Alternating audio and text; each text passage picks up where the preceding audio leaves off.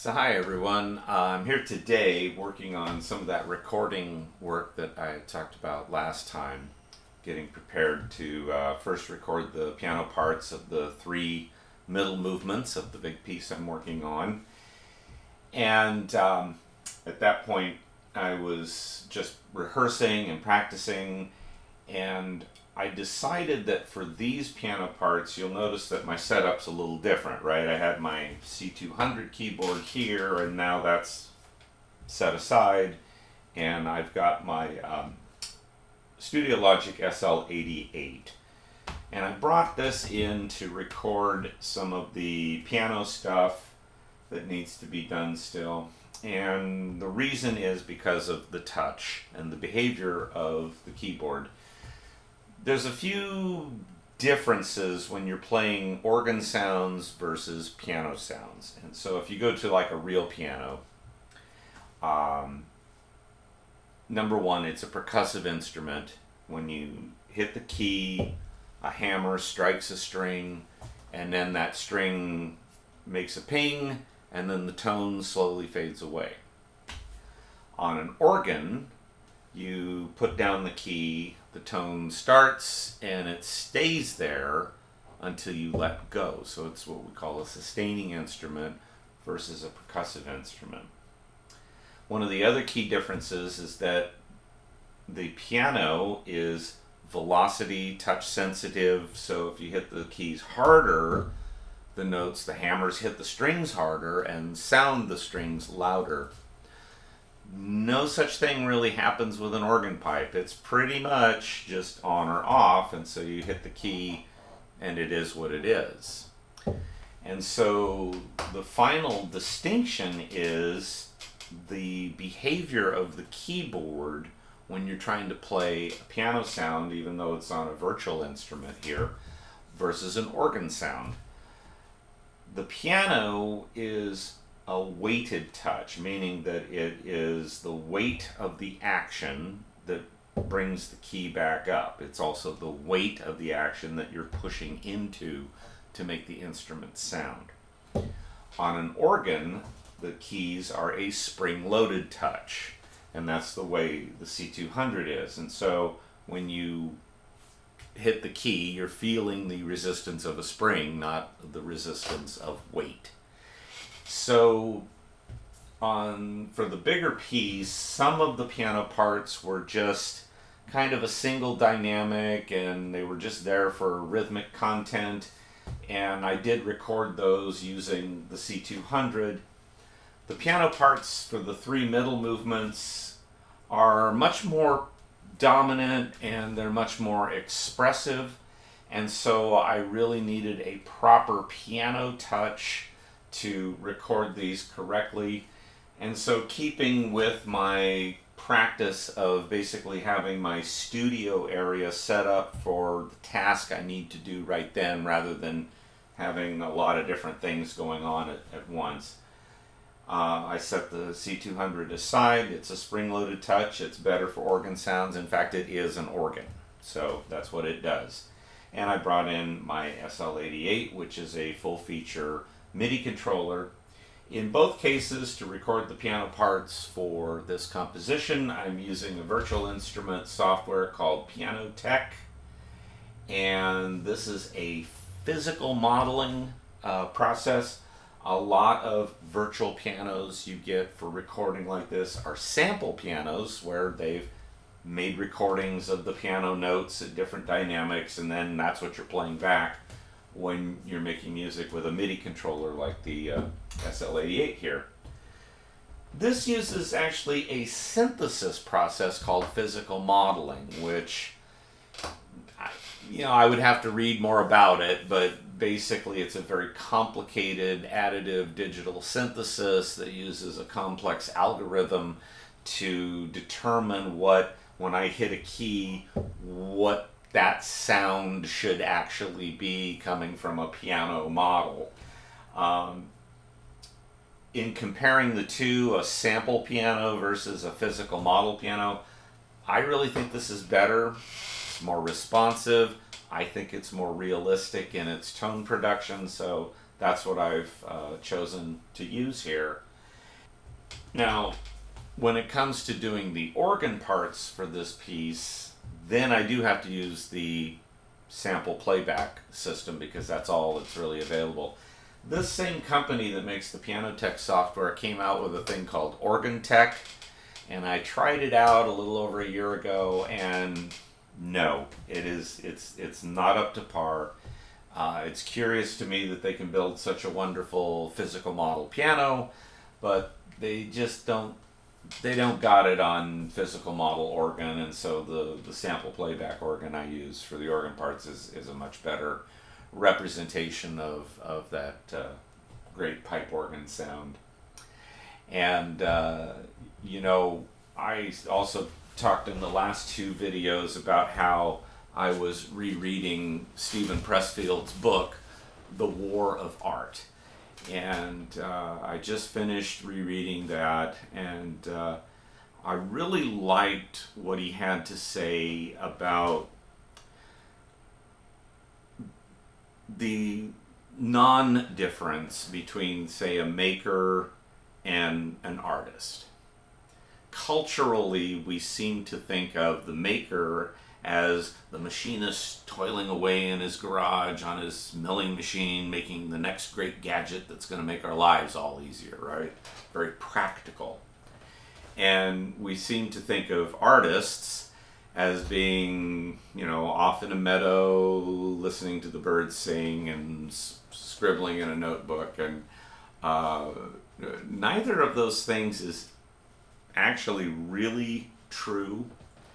And Pressfield makes a big point of the fact that the way he sees it, if you're making something, whether that be music, a painting, a sculpture, or the next great widget, you are exercising the creative arts.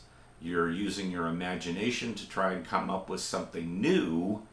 And if you're going to be a pro about it, you want to take that something to the market in some way so that you can maybe earn your living doing what you feel that you do best in making new stuff. And after I got done with the book, I started thinking about the different ways I describe myself when I meet new people, and the response that elicits is really interesting. The two major ways I describe myself, and it depends on the circumstances. If I'm in one situation, I might only describe myself one way. In most situations, I'll describe myself both ways because they both apply to who I am. But it's fun to see how some people respond. If I say, well, I'm a field representative for an organ manufacturer, then there's all kinds of questions about the practicality of the organ business and the marketability of the product and what exactly do I do? Well, I try to convince people to buy a particular instrument. I work out the details of the installation. I do service and repair work, blah, blah, blah. All kinds of different things that I get to do with that.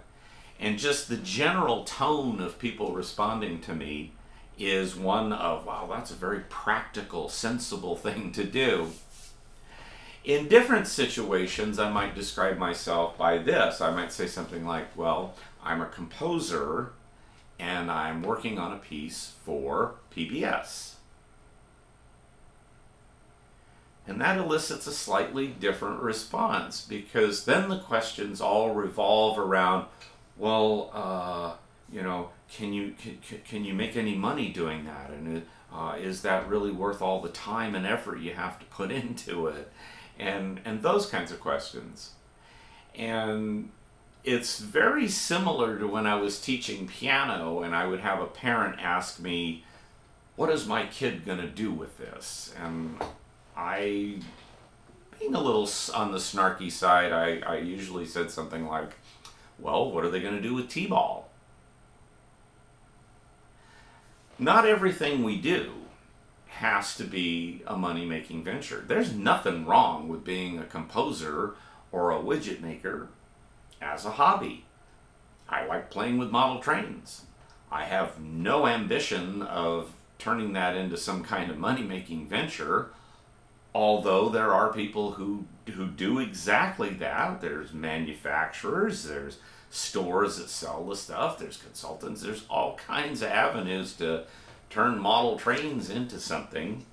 And really, all of these other things that we do, you can do it as a hobby, you can do it as a potential moneymaker. It's up to you. So I have a friend who is a maker, and he invented a tool. And he works in the racing industry. I get the impression it's not a full-time venture in any way, but he'd like it to be. And he works a lot like on a pit crew kind of situation. And he was explaining to me a few years ago that he had invented this tool that would make a certain common task that goes on in the racing game easier and faster. And of course, it's racing. Speed is everything. And he poured absolutely everything he had into this tool. Got all the money he could get together, found investors and knowledgeable people in the tool making business, and they went after it hammer and tong. And for a while there, it looked like he really had something and it was going to be successful. And sadly, it was a flop. And he lost everything that he had put into it. And again, getting back to that, making the way our culture makes a distinction between the maker and the artist. The general tone of everybody's response to that was how unfortunate it was, and that Jim should get back out there and try again, because maybe he's got another good idea in him, and maybe he just needs to try again and keep going. So there's all this kind of encouragement going his way, but I think it might be a little different if my big music project is a flop, right? Because then I know certain people in my life would say something along the lines, well, that ought to teach you a lesson, you sure spent a lot of time on that and it turned into nothing. Well, look,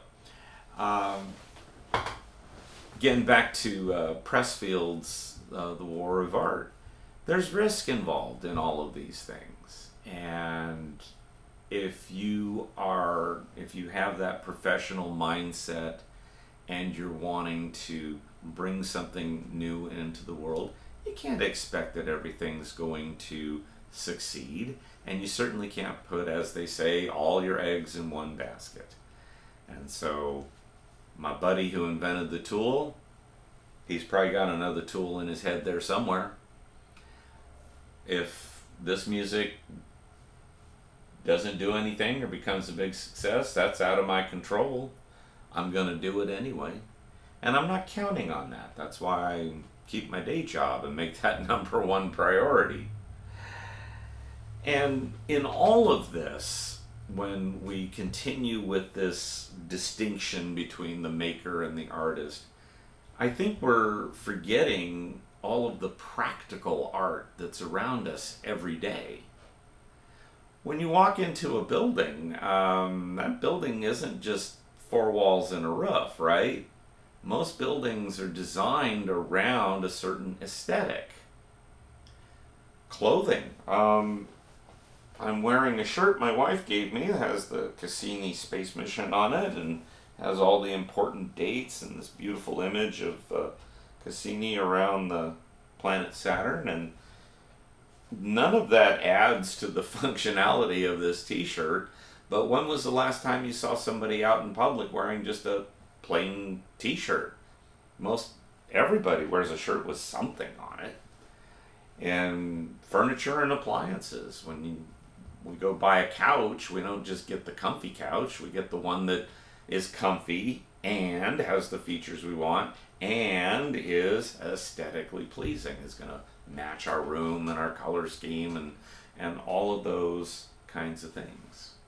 And I think sometimes it's easy to miss that all around us there's all of this artistic effort going on that is mixed into the practical things of our lives. Think about the fact that Ken Burns makes these really long, huge documentaries. And there's always a music track, especially composed for that particular documentary. Now, is the information in the documentary any more or less valid because of the music track? No. The music track is purely an aesthetic choice meant to enhance the enjoyment of the film. Every TV show we watch has a theme song. Even the news begins with music and cuts away to music. And we have all of this stuff around us. So when we maintain that difference of saying, oh, the maker is a practical person and the artist is an impractical person, well, neither of them is practical or impractical. They're just creative people trying to bring something new into the world. So at any rate, those are my thoughts for today, and thanks for joining me. I'll see you next time.